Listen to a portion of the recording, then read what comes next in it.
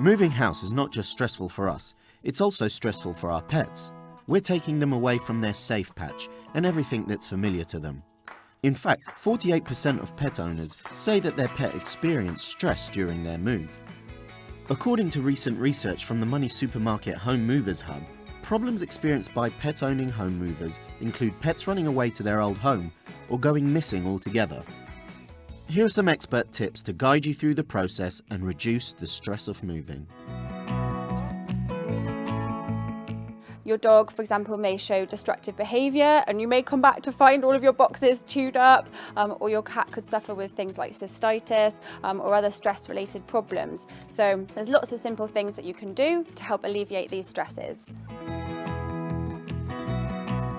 All pets can be affected and not all pets show stress in the same ways. So although outwardly some dogs might be overexcited or struggling to sleep or showing destructive behaviour, some might just be very withdrawn and quiet.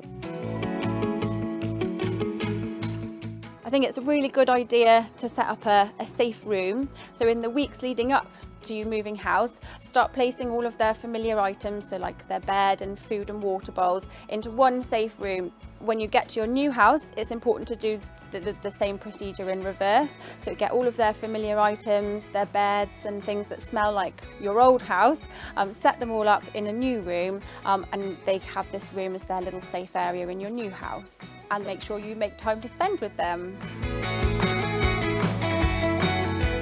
Every animal is affected by moving in some way, but some pets, like cats, which are very fastidious about their routines, can be more stressed than others.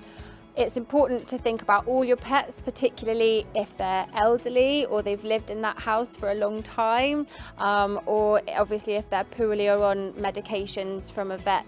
Make sure that you stick to that routine and remember those medications.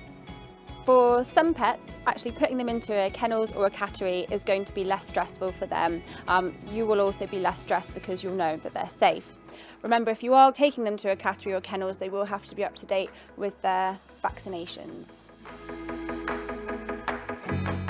Sticking to your normal routine, both before and after you move house, will help your pet to settle in.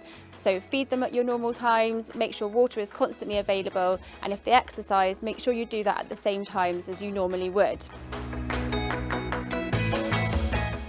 After you've moved house, you'll need to update your contact details at your vets and on your microchip if your pet has one. And then it's also worth contacting the owners of your old house, because sometimes, especially with cats, pets can wander back there, and even taking their telephone number and giving them yours. So if your pet does happen to turn up there, they can obviously phone you and you can be reunited. Take time to consider the impact of moving home on your pets. With a bit of planning, preparation and some expert advice, you can pave the way for a swifter and more confident happily ever after for you